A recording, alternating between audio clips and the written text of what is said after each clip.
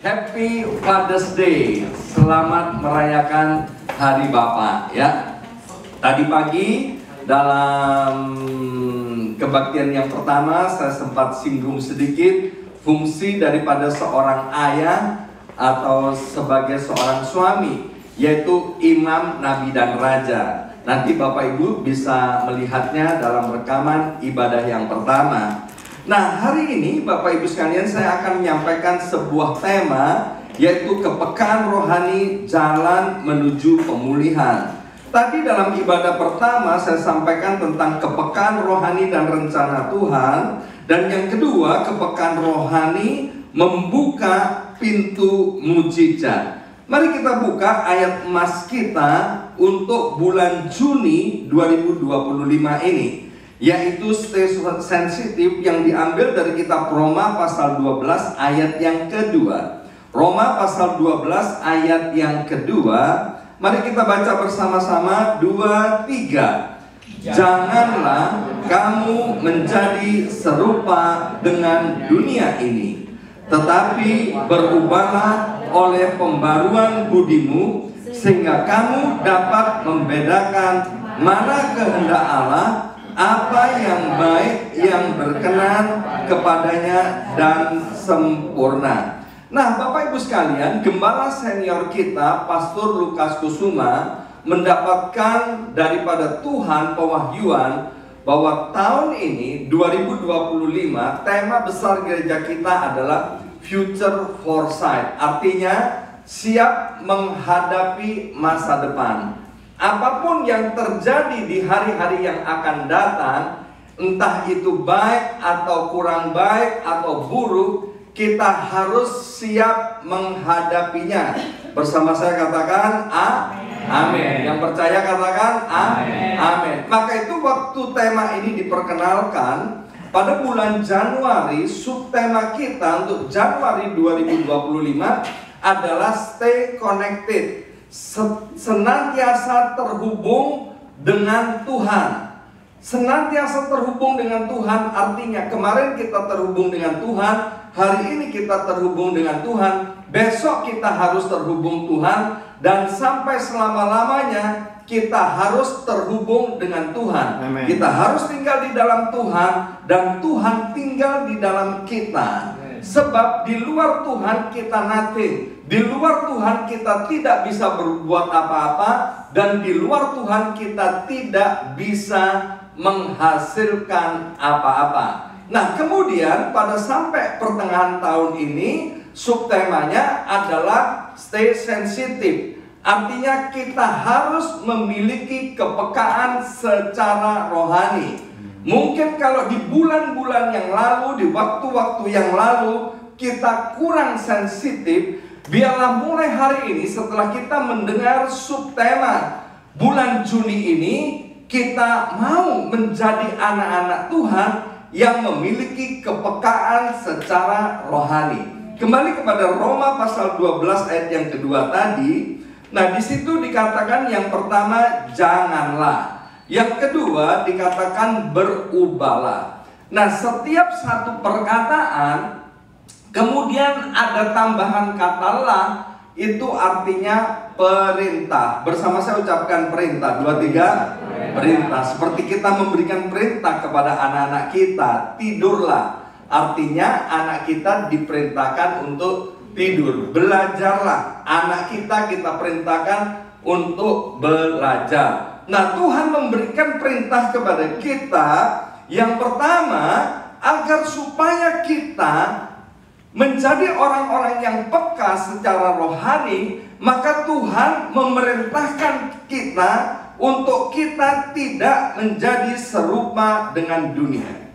Yang kedua, Tuhan memberikan perintah kepada kita agar kita mau memperbaharui budi kita. Tuhan mau kita mau memperbaharui cara kita berpikir.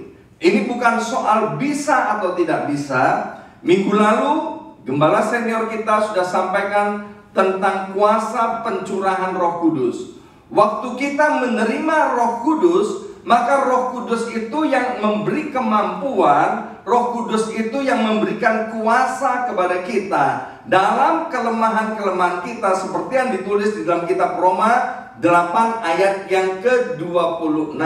Salah satu kelemahan kita tahu firman Tuhan, tapi kita selalu berkata begini, yang ini aku tidak bisa melakukan, ya kan? Nah, firman Tuhan itu Bapak Ibu sekalian bukan soal bisa atau tidak bisa kita melakukan. Waktu Tuhan memberikan perintah kepada kita, urusannya adalah mau atau tidak mau melakukannya. Waktu kita memberikan perintah kepada anak-anak kita, maaf, sebagai orang tua yang waras, kita tentu memberikan perintah kepada anak-anak kita hal-hal yang pasti bisa dikerjakan oleh anak-anak kita. Benar atau benar? Ya.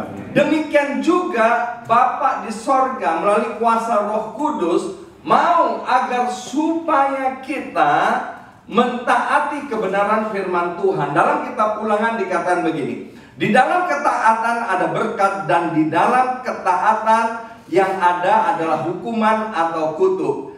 Akibatnya, waktu kita mau untuk memilih tidak menjadi serupa dengan dunia ini, akibatnya waktu kita mau berubah cara kita berpikir sehingga menghasilkan tindakan-tindakan yang baru, maka kita akan memiliki kepekaan secara rohani.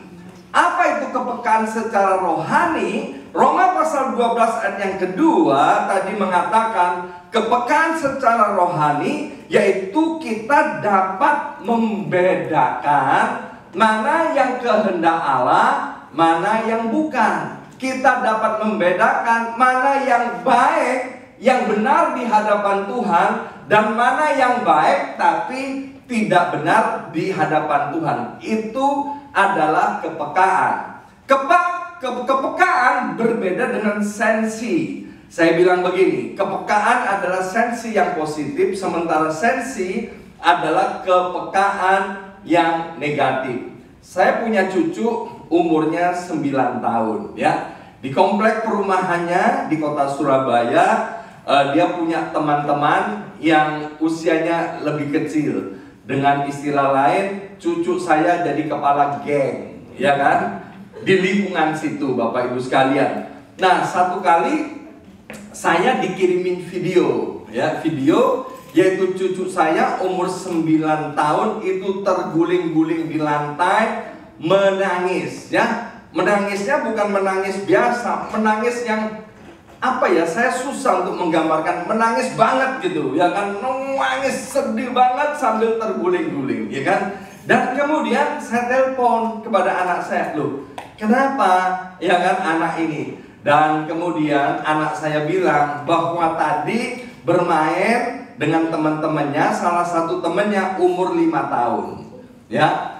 Anak yang umur 5 tahun, pria ini, dia bilang kepada cucu saya, itu orang Surabaya bilang ngece, ya kan?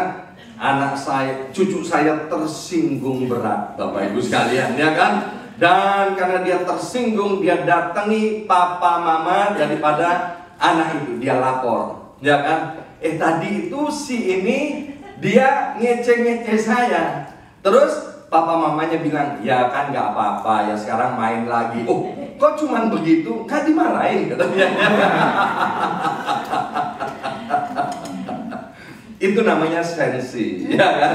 Sensi. Orang ke gereja kalau sensi, waktu dengan firman Tuhan, dia bilang begini, pendetanya nyindir saya, ya kan? Dan besoknya dia tidak pergi ke gereja lagi.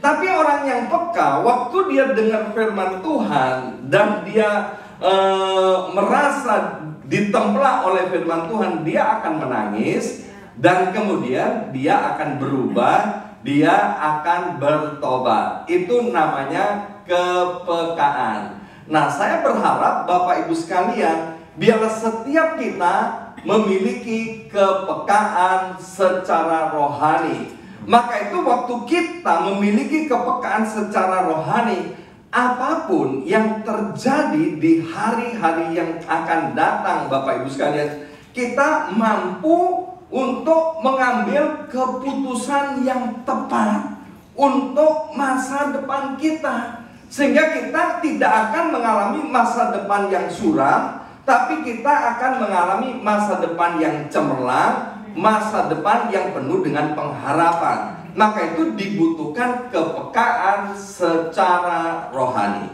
Mari sekarang kita buka Alkitab kita dari 1 Samuel pasal 30 ayat yang pertama sampai dengan ayat yang ke-20.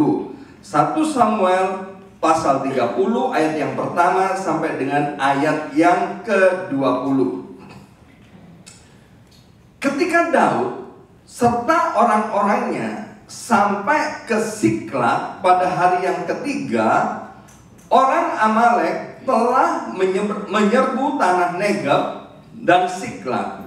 Siklag telah dikalahkan oleh mereka dan dibakar habis. Perempuan-perempuan dan semua orang yang ada di sana, tua dan muda, telah ditawan mereka dengan tidak membunuh seorang pun. Mereka menggiring sekaliannya, kemudian meneruskan perjalanannya. Ketika Daud dan orang-orangnya sampai ke kota itu, tampaklah kota itu, yaitu Siklag, terbakar habis, dan istri mereka, yaitu istri Daud, serta anak-anak mereka yang laki-laki dan perempuan telah ditawan. Lalu ayat yang keempat, menangislah Daud dan rakyat yang bersama-sama dengan dia itu dengan nyaring, sampai mereka, yaitu Daud dan para pengikutnya itu, tidak kuat lagi menangis. Ayat yang kelima, juga kedua istri Daud ditawan, yakni Ahinoam perempuan Yisrael dan Abigail bekas istri Nabal orang Karmel itu. Dan Daud sangat terjepit karena rakyat mengatakan hendak melempari dia dengan batu. Seluruh rakyat itu telah pedih hati, masing-masing karena anaknya laki-laki dan perempuan. Tetapi Daud menguatkan kepercayaannya kepada Tuhan Allahnya. Ayat yang ketujuh. Lalu Daud memberi perintah kepada Imam Abiatar bin Ahimelek, bawalah efod itu kepadaku. Maka Abiatar membawa efod itu kepada Daud. Kemudian bertanyalah Daud kepada Tuhan. Katanya, haruskah aku mengejar gerombolan itu? Akan dapatkah mereka kususul? Dan ia berfirman kepadanya, kejarlah, sebab sesungguhnya engkau akan dapat menyusul mereka dan melepaskan para tawanan. Lalu pergilah Daud beserta ke-600 orang yang bersama-sama dengan dia, dan sampailah mereka ke sungai Besor, sementara orang-orang yang mau tinggal di belakang berhenti di sana. Maka Daud melanjutkan pengejaran itu beserta 400 orang. 200 orang yang terlalu lelah untuk menyeberangi sungai Besor itu berhenti di sana. Kemudian mereka menemui seorang Mesir di padang, lalu membawanya kepada Daud. Mereka memberi dia roti, lalu makanlah ia. Kemudian mereka memberi dia minum air, dan memberikan kepadanya sepotong kue ara dan 2 buah kue kismis. Dan setelah dimakannya, ia segar kembali, sebab ia tidak makan dan minum selama 3 hari 3 malam. Kemudian bertanyalah Daud kepadanya, budak siapakah engkau dan dari manakah engkau? Jawabnya, aku ini seorang pemuda Mesir, budak kepunyaan seorang Amalek. Tuanku meninggalkan aku karena 3 hari yang lalu aku jatuh sakit. Kami telah menyerbu tanah Negeb orang Kreti dan daerah Yehuda dan tanah Negeb Kaleb, dan Siklag telah kami bakar habis. Daud bertanya kepadanya, dapatkah engkau menunjuk jalan kepadaku ke gerombolan itu? Katanya, bersumpahlah kepadaku demi Allah bahwa engkau tidak akan membunuh aku dan tidak akan menyerahkan aku ke dalam tangan tuanku itu. Maka aku akan menunjuk jalan kepadamu ke gerombolan itu. 16. Ia menunjuk jalan kepada Daud ke sana, dan tampaklah orang-orang itu berpencar-pencar di atas seluruh daerah itu sambil makan, minum, dan mengadakan perayaan karena jarahan yang besar yang telah dirampas mereka dari tanah orang Filistin dan dari tanah Yehuda. Dan pada keesokan harinya Daud menghancurkan mereka dari pagi-pagi buta sampai matahari terbenam. Tidak ada seorang pun dari mereka yang lolos kecuali 400 orang muda yang melarikan diri dengan menunggang unta. Daud melepaskan semua apa yang dirampas oleh orang Amalek itu, juga kedua istrinya dapat dilepaskan Daud. Ayat 19 kita baca bersama-sama. 2, 3. Tidak ada yang hilang pada mereka, dari hal yang kecil sampai hal yang besar, sampai anak laki-laki dan anak perempuan, dan dari jarahan sampai segala sesuatu yang telah dirampas mereka, semuanya itu dibawa Daud kembali. Daud mengambil segala kambing domba dan lembu, semuanya itu digiring mereka di hadapannya, serta berkata, inilah jarahan Daud. Pertanyaan, mengapa Daud tinggal di Siklag? Ya, nah, Daud itu tinggal di Siklag karena pada waktu itu dia dikejar-kejar oleh ayah mertuanya, yaitu yang bernama Saul. Maka itu atas izin Raja Akis, maka Daud diizinkan untuk tinggal di Siklag.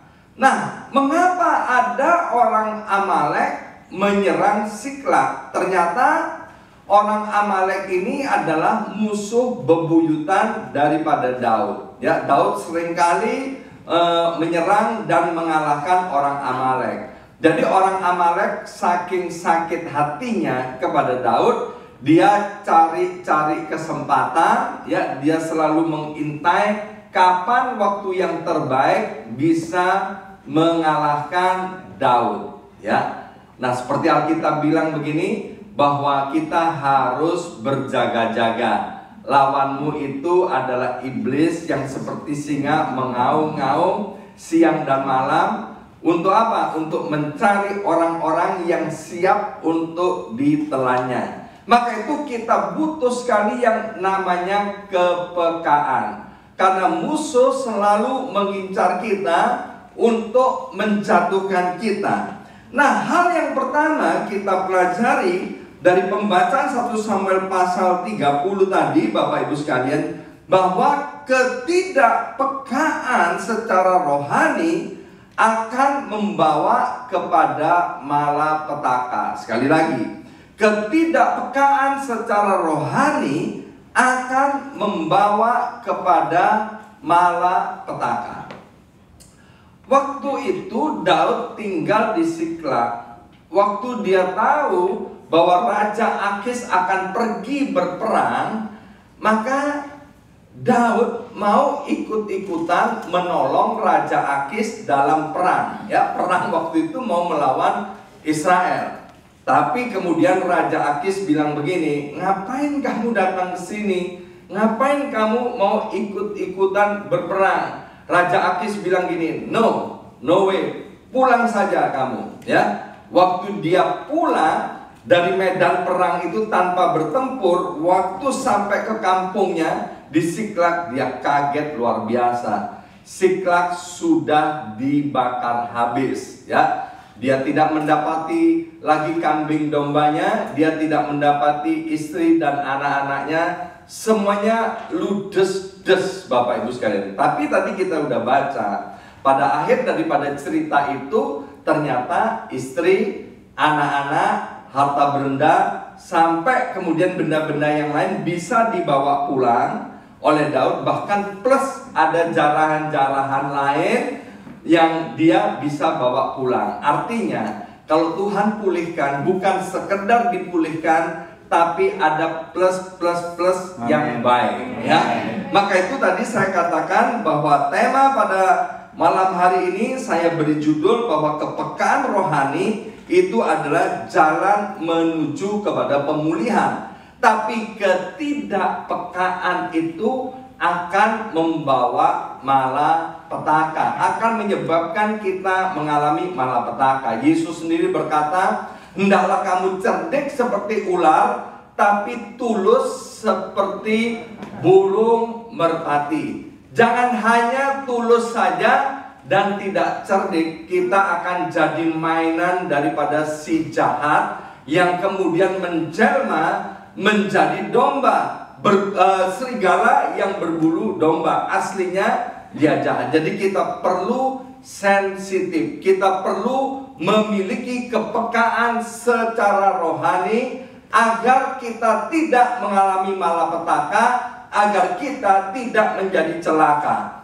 Artinya gimana kepekaan secara rohani? Biarlah kita sebelum ambil keputusan, kita harus mengandalkan Tuhan, kita harus mencari wajah Tuhan, kita harus tanya Tuhan, kita harus berdoa kepada Tuhan.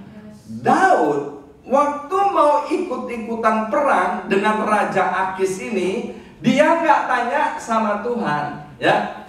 Yang kedua, waktu Daud untuk pergi berperang itu biasanya, ya kan, Siklag itu aman, sehingga dia dengan teledor meninggalkan istri dan anak-anaknya tanpa penjagaan, tanpa pengawalan. Akibatnya konyol, ya kan, Siklag terbakar dan Daud menangis, bahkan sampai tidak kuat lagi menangis karena keadaan benar-benar terjepit. Dan bahkan para tentaranya, 600 orang itu, ya, itu bersepakat untuk membunuh Daud, Bapak Ibu sekalian, ya.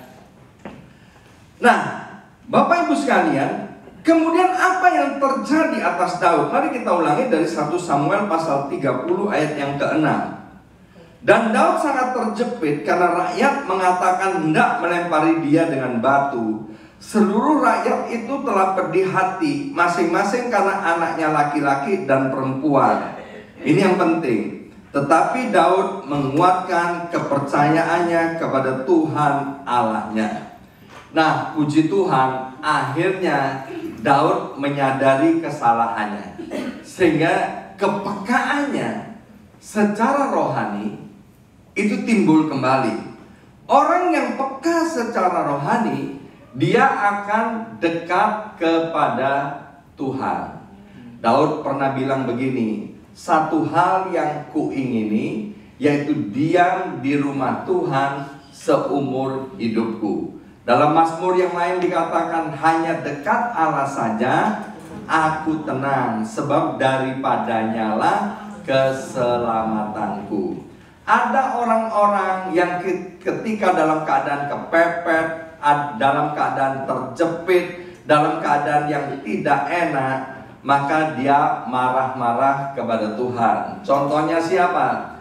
Bangsa Israel, ya. Waktu bangsa Israel keluar dari Mesir dalam perjalanan menuju ke tanah Kanaan, waktu situasi tidak enak, maka bangsa Israel melakukan salah satu dosa, yaitu ngomel dan bersungut-sungut. Bahkan mengatakan di dalam kitab Ulangan, nanti Bapak Ibu bisa dengarkan siaran ulangannya di YouTube untuk ibadah yang kedua. Ya, orang Israel bilang begini, aku ngalami hal yang tidak baik ini karena Tuhan membenci aku.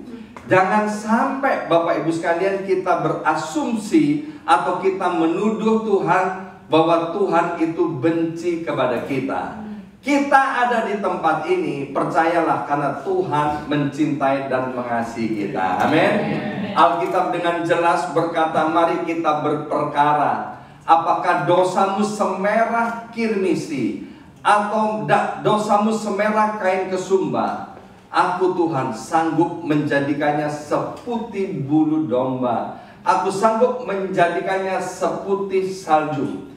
Maka itu Bapak Ibu sekalian, kita yang percaya kepada Tuhan, kita harus sadar, kita harus punya iman. Kita nggak boleh mengizinkan hati kita menuduh kita bahwa kita itu tidak layak, kita itu tidak disukai oleh Tuhan. Kita tidak boleh menuduh hati kita bahwa Tuhan membenci kita. Mungkin kita jijik dengan dosa, kesalahan yang kita buat. Tapi 1 Yohanes 1 ayat yang ke-9 berkata, kalau kita datang kepada Tuhan, mengakui dosa-dosa dan kesalahan kita, maka Tuhan mengampuni saat itu juga. Amin. Waktu Petrus tanya kepada Tuhan Yesus, berapa kali aku harus mengampuni orang yang bersalah kepadaku? Petrus tanya, 7 kali kah? Tuhan bilang, no, bukan 7 kali, tapi 70 kali 7 kali. Artinya, kalau Tuhan memberikan perintah kepada Petrus, memberikan perintah kepada murid-muridnya untuk memberi pengampunan yang tidak terbatas sebagai manusia yang belum penuh dengan Roh Kudus pada waktu itu, Bapak Ibu sekalian, lebih-lebih Tuhan kita Yesus Kristus. Amin. Tapi ini bukan artinya kemudian kita mempermainkan anugerah Allah. Amin. Upah dosa itu adalah maut. Orang yang tahu identitas dan jati dirinya, tentu dia tidak akan bermain-main dengan dosa. Tapi waktu mereka jatuh di dalam dosa, seperti kata Alkitab, 7 kali orang benar itu jatuh, ia akan bangkit kembali. Maka itu jangan pernah izinkan hati kita menuduh kita. Amin. Kita semua layak di hadapan Tuhan. Amen. Sudah dilayakkan oleh anugerah Tuhan. Amen. Maka itu Bapak Ibu sekalian, ciri khas orang yang peka secara rohani, waktu dia kepepet, waktu everything is going well, dia akan selalu dekat kepada Tuhan. Ya, sekali Tuhan tetap Tuhan. Contohnya Bapak Petra Wijaya Liu yang ada di belakang. Ya, beliau dari kota New York. Saya tahu bagaimana waktu beliau ini dalam keadaan miskin, bolikin, benar-benar miskin. Ya, artinya begitu Bapak Ibu sekalian ya.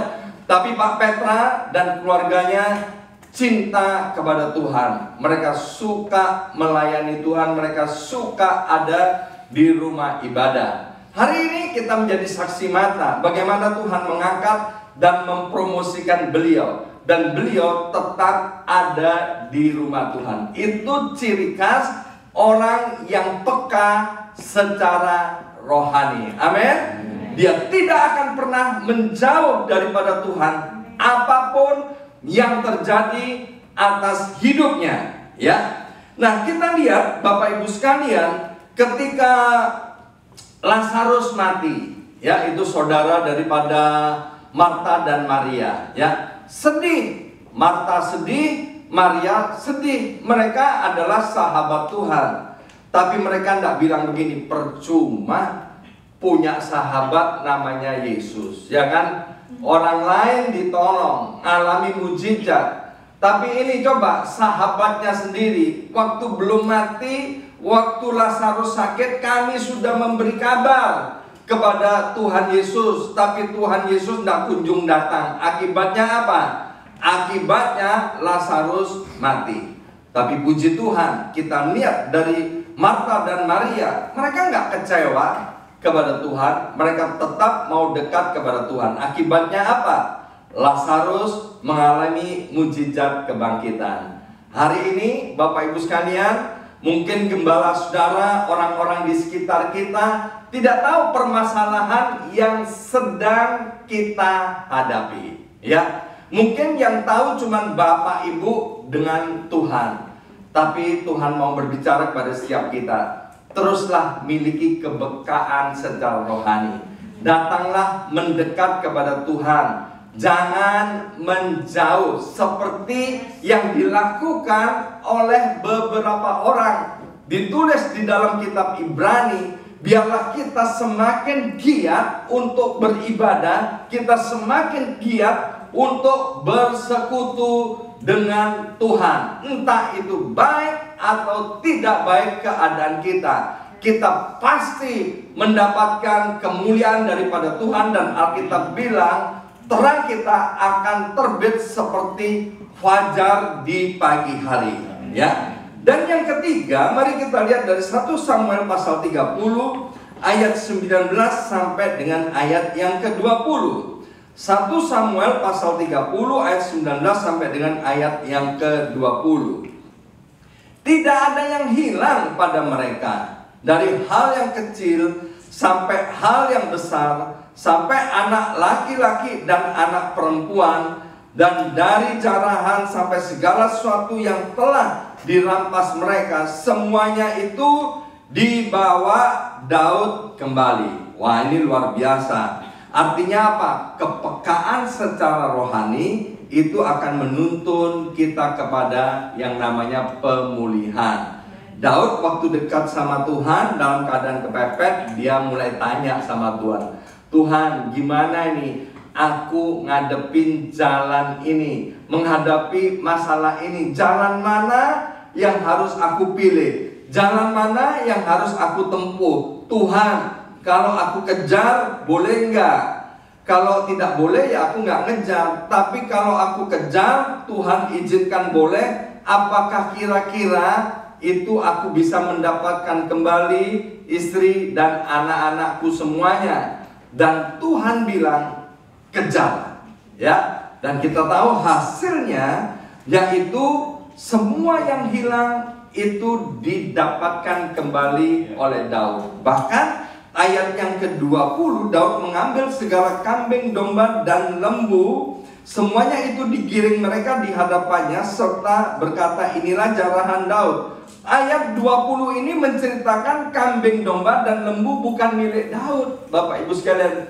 Ini milik musuh tadi, orang-orang Amalek yang sudah mengalahkan negeri yang lain. Itu semua ditinggalkan oleh orang-orang Amalek dan menjadi jarahan daripada Daud. Itu namanya bonus, plus. Bapak Ibu sekalian, percayalah, milikilah iman. Tahun 2025, future foresight. Apa yang pernah ada pada kita dan kemudian hilang. Mungkin itu uang, mungkin itu damai sejahtera, mungkin itu yang namanya kesehatan dan lain sebagainya, dan mungkin itu terjadi waktu Bapak Ibu masih ada di Indonesia atau waktu yang lama. Milikilah iman, pengembalian daripada Tuhan plus bonusnya. Mari kita lihat Yoel pasal 2 ayat 25 sampai 20. Yoel pasal 2 ayat 25 sampai 20. Yoel pasal 2 ayat 25 sampai 26. Aku akan memulihkan kepadamu tahun-tahun yang hasilnya dimakan habis oleh belalang pindahan, belalang pelompat, belalang pelahap, dan belalang pengerik. Tentaraku yang besar yang kukirim ke antara kamu. Ayat 26. Maka kamu akan makan banyak-banyak dan menjadi kenyang, dan kamu akan memuji-muji nama Tuhan Allahmu yang telah memperlakukan kamu dengan ajaib, dan umatku tidak akan menjadi malu lagi untuk selama-lamanya. Amin. Kalau Tuhan sudah membawa kita kepada hari Minggu ini, 15 Juni 2025, percayalah Tuhan yang sama tidak akan pernah meninggalkan kita. Amin. Tuhan itu akan terus membawa dan menyertai kita sampai kita mungkin hari ini mungkin masih merasa malu dengan keadaan kita, Tapi Tuhan bilang, kamu tidak akan malu lagi untuk selama-lamanya. Masih ingat peristiwa Ayub? Ya kan? Ayub adalah salah satu konglomerat yang pernah mengalami nasib begitu malang. Anak-anaknya mati, harta bendanya habis, tubuhnya sakit. Tapi waktu Tuhan pulihkan, keadaannya jauh lebih bagus daripada waktu-waktu yang lampau. Bahkan dikatakan Ayub diberkati 2 kali lipat daripada sebelumnya. Nanti Bapak Ibu bisa baca di Ayub pasal 42.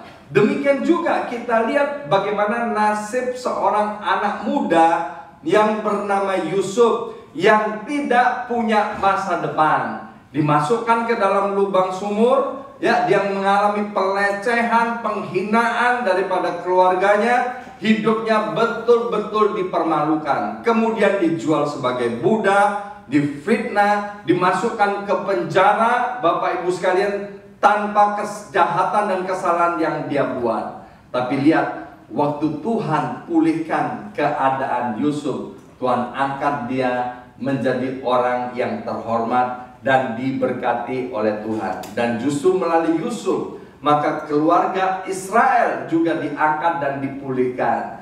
Melalui hidup setiap kita yang hadir sore hari ini di tempat ini, akan banyak keluarga-keluarga yang akan ditolong. Karena melalui kita yang sudah dipulihkan oleh Tuhan, dikembalikan 2 kali lipat apa yang pernah ada pada kita, itu akan menjadi saluran berkat.